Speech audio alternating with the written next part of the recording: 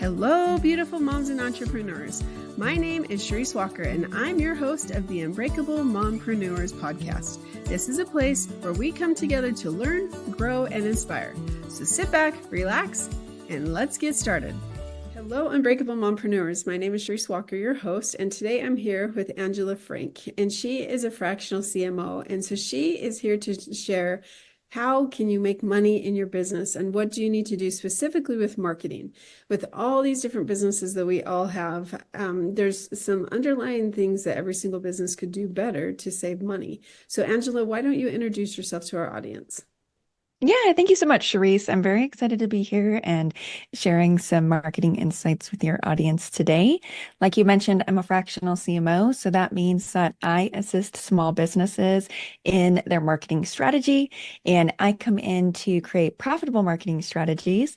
A lot of times, small businesses, it doesn't make sense to make the full financial commitment to bring in somebody at the highest level in marketing, and so I'm able to support on a fractional basis. It makes a lot more sense for the business, and you don't have to make a few $100,000 or more commitment to see that growth and those profitable marketing strategies in your own business. That's great. So my question for you is, what are the three biggest ways that businesses can save money on their marketing? I think So fractional is one of them, obviously. Getting fractional support is definitely one of them. The other two are launching with what I call a marketing MVP, and I'll go into more detail on that. And then the third one would be making sure that you're doing what makes sense for your business, not what you see working for other businesses. And I'll go into that as well. So we touched a little bit on the hiring fractional support. I like this not only for a strategy support, but also, if you're launching something, you can bring somebody in to support with that launch. Say you're launching a new email sequence, who is an expert in that type of support. And you can bring in these hired guns per se, and they will produce something that's going to create better returns for your business. And in the long run, it will produce you more money and cost you less to run because you're not, as the business owner, using your time to set everything up. So not only is the fractional strategy support great, but getting that expert support for anything that you're doing in your business. The second thing that I mentioned is those marketing MVPs. So if you are launching a new channel, so I like to use email. One of my clients, we launched an abandoned cart email sequence, and the MVP for that was 3 emails that were auto-populated in their email software with the product that was left in somebody's cart. And the final email had a small coupon. That 3 email sequence started generating $10,000 a month on autopilot. So essentially, it was capturing $120,000 in revenue each year that this business was essentially just leaving on the table by not having an abandoned cart sequence.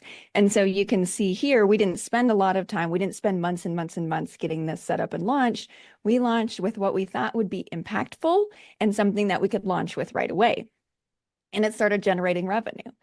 And now at that point, you've got your MVP, you've proven your concept, and you can make the email sequence longer, or you can refine copy or subject lines, or you can try adding additional products, and then you can start testing and really diving in.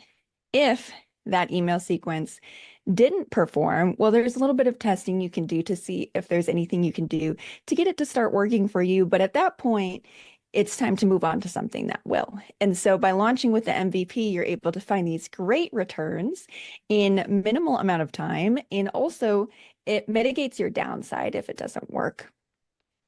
The third thing that I mentioned to create those returns for your business when you're marketing without spending a lot of money is focusing on what's working for your business and paying less attention to what's working for other businesses. And one of the examples I like to share here is if you're looking at some of the big dogs in your space, people who have been in your space for a long time, maybe they are big name brand competitors, or others are new flashy types of companies that have come to the scene and all of a sudden they're like killing it. And you're like, what are they doing? Well, a lot of times these companies have things going on in the background that you as a small business owner may not have. For example, venture capital. I've worked with a lot of brands who are funded with venture capital, and what they're doing when you actually peek behind the scenes is not working for them. They have no idea what's going on and what's actually performing. And so you as a small business owner, if you're like, wow, this company's running so many paid ads, I need to be doing this and start implementing it in your own business. Well, it might not actually even be working for them, and they just have a lot of money to burn to try and figure things out. So instead, launch with those MVPs, bring in those hired guns to support your new channels, and then look at your data to see what is performing for you and focus on that. If you're seeing something new, launch it as an MVP, but do not go all in on something just because you see someone else in your space going all in on it, because it might not be working for them like you think it is. And I think that that's something that's important because, a lot of people will say in my space as well, hire your assistant. You need an assistant right now. And so, I've done that, but it's interesting where I was talking with someone, it's a new concept that a lot of people don't know is you don't need to hire a 40-hour-a-week person, especially if they don't know how to do all these different things. So hiring specialized people, like you said, to do specific things is a lot more effective, a lot more efficient, and you're not having to pay benefits. So Absolutely. if you're starting out, you need that, then do that rather than somebody else. So Yeah. the next question, you talked about running MVP and digital ads. Is it important to run digital ads for every single business?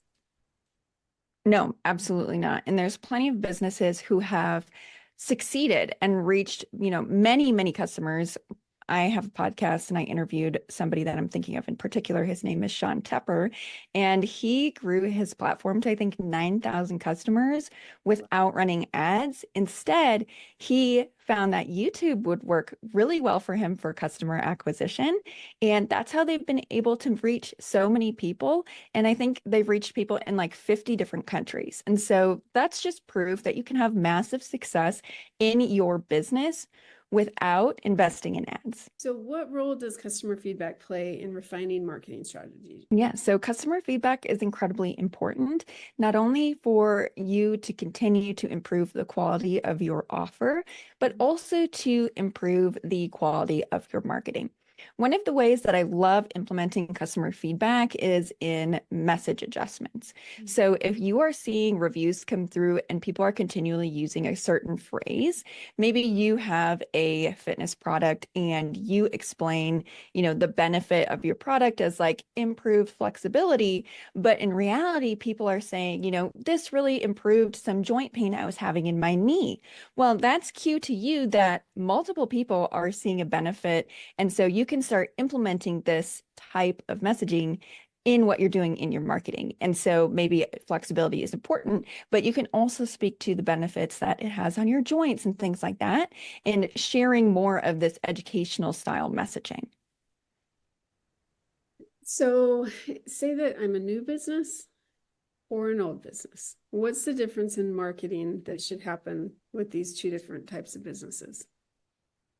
I think that it's important for both businesses to at least start in the same place. And so if you are new, this is going to be super great. But if you've been in business for a while, it's great to take a step back and run through these foundational checkpoints again.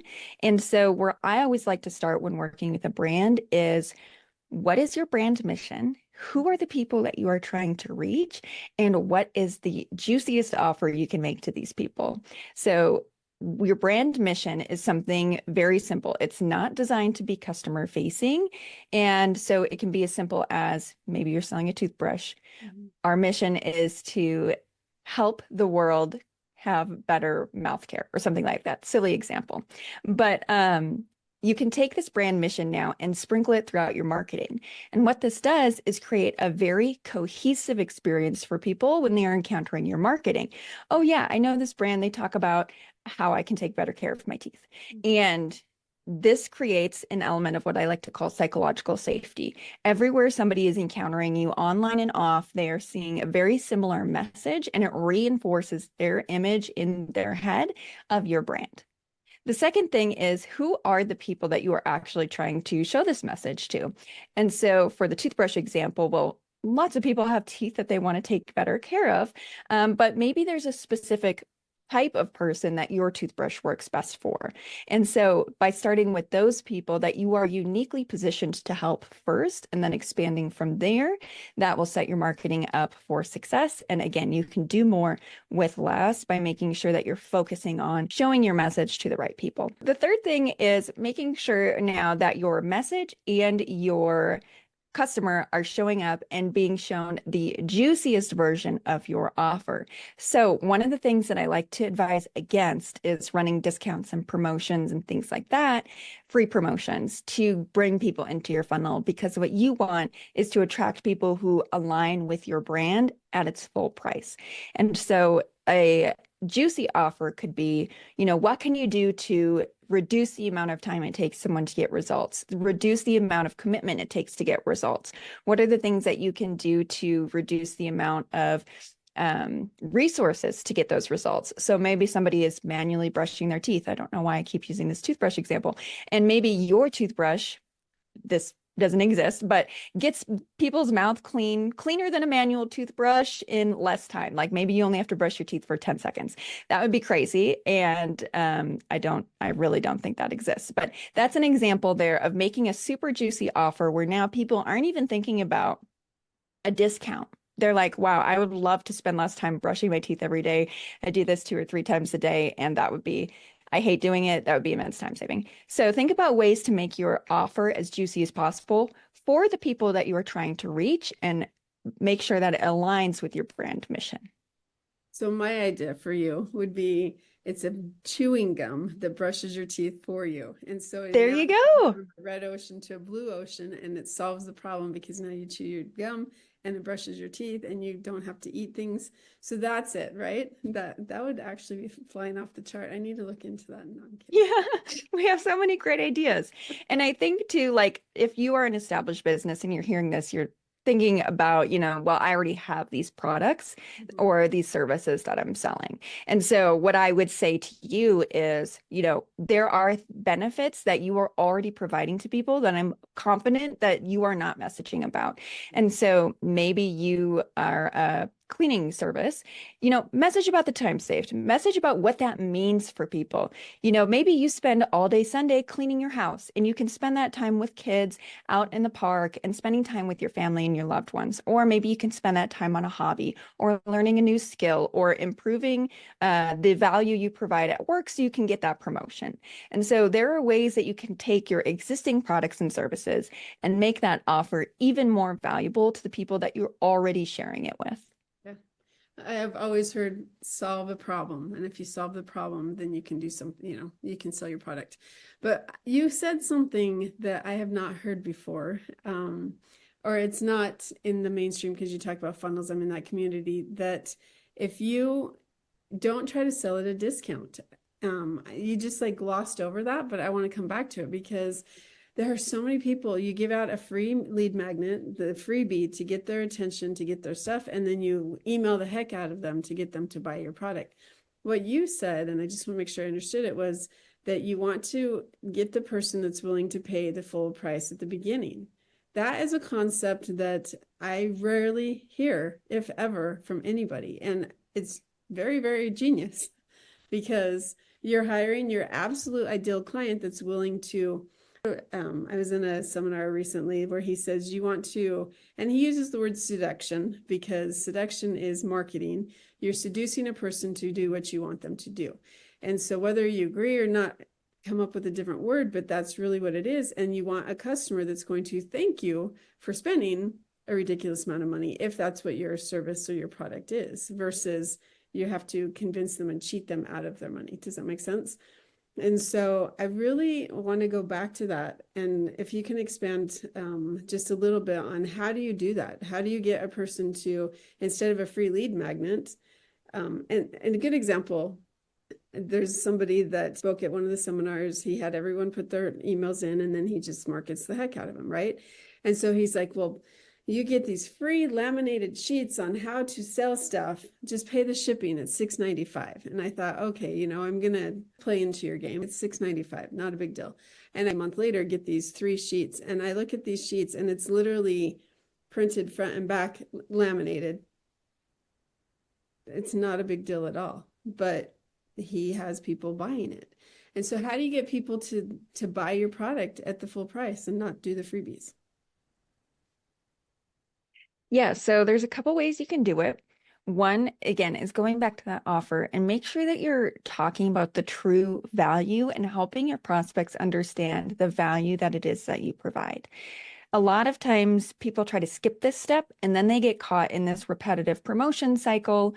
And, you're constantly running sales, you're constantly running discounts, or even worse yet, you're doing a free version of your service for them as like a free trial. This is going to attract people who, just really are not able to pay full price for your products. And not only that, but if you're running even a 10% discount, it gets people accustomed to waiting for sales to purchase from you. So even if you have a product that's not at a premium price point, it requires much less consideration. Well, now they're just going to wait until you put it on sale again. And so I did mention at the beginning of this that I did include a coupon in the final step of our abandoned cart sequence. And so there are places that you can thoughtfully use sales. And in that case, it was a very small discount and people had already received and opened quite a few communications from us. They had put the product in their cart. And so the consideration for purchasing that product was very high. They were almost there. And then we found that a lot of people converted in those first two emails, but we still caught a lot of people with that coupon. And so doing it as a last ditch effort, I would say that there is a case for. However, you do not want to train people to wait for these promotions, wait for free discounts, things like that. The other way that you can get around this is by bundling. So maybe let's go back to the cleaning service. Maybe if somebody buys a full month or 4 cleanings from you, you give a little discount to encourage them to spend more upfront, make a larger commitment with you. And now you have gotten them into your system, you're proving the worth of your service, and you're providing a little discount for making that upfront commitment. And so there are ways that you can use this thoughtfully. However, by designing your communications to prove the value of your offer, your services, you can get away from using discounts and free promotions as your acquisition strategy. And so what I've seen is a lot of businesses really heavily rely on this, and it eats into their margins because now people are continuing to wait and wait and wait for these sales. And it gets to a point where the business becomes entirely reliant on the promotions, and your margins just keep getting thinner and thinner and thinner because now a 10% discount isn't very exciting. You have to get people with a 15, and now you have to get people with a 25. And it just becomes this self-deprecating cycle of promotions, and just your business becomes less and less profitable over time. And so focus on the value of your offer. And then if you want to use promotions, use them very thoughtfully. Good. So over the next year, what do you predict are some of the changes that are going to be coming in marketing? I think that there's going to be an increased reliance on content, not only blog content, web content, but also social media content. And so something that I'm doing and encouraging clients to do is build out presence on even more social platforms. For me, LinkedIn has been my biggest platform for my business. I'm a marketing consultant, fractional CMO, like we mentioned. And so that works really well for my audience. But I'm continuing to expand now to Instagram, Threads, YouTube, and even TikTok seems like it might be a good spot for us. And so just continuing to expand your social footprint, I think will be really key. And the reason for this is that search is going to be implementing more and more AI features over time. So if you go into Google and you type in, best plumber near me, you're going to be shown increasingly amount of AI content where Google is saying, oh, the best plumber in Colorado Springs is, and then they will give you all of this information. And at that point, you might click through, you might not, but they're going to control search results even more heavily than they already are. And I think in many industries, what's going to happen is that you will only be able to pay for traffic from search engines. And so building up an organic social strategy is going to be so important. And also, organic social is so powerful to begin with. I think that's better use of your marketing dollars than advertising on Google or Meta. That's true. I agree with that. Well, is there anything that I have not asked you regarding marketing that I should have?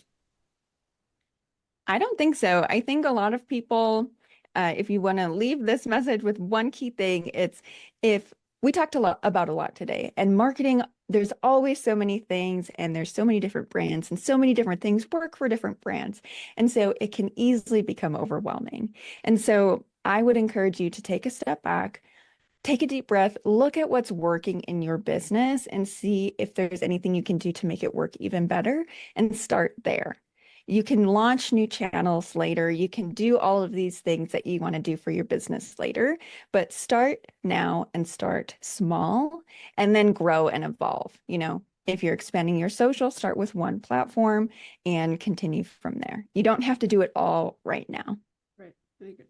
So if our listeners wanted to find you because they're like, I don't want to do this, but I want help and you can help me, how do they find you? Yeah. So you can find me at growthdirective.com. But also, if you enjoyed our conversation today and you just want to hang out a little bit more, you can find me at The Growth Pod, which is growthpod.fm. We chat a lot about marketing and business. And if you love Charisse's podcast, I think you will like a lot of what we talk about as well. Fantastic. Well, thank you so much for coming on. And Unbreakable Moms, it is so important to get out there and get people to know you. So pick one thing, start small, and then continue to grow, because that is the way to do it. So thank you so much for being on the podcast. And moms, go out and make it a great day. Beautiful moms, remember, you are unbreakable. Keep illuminating the world with your strength, pursuing your dreams, and reveling in the splendor of motherhood. This is Charisse Walker, bidding you farewell for now. Stay tuned for more empowering conversations on the next episode of the Unbreakable Mompreneurs podcast. Until then, keep shining bright. Signing off with love, Charisse Walker.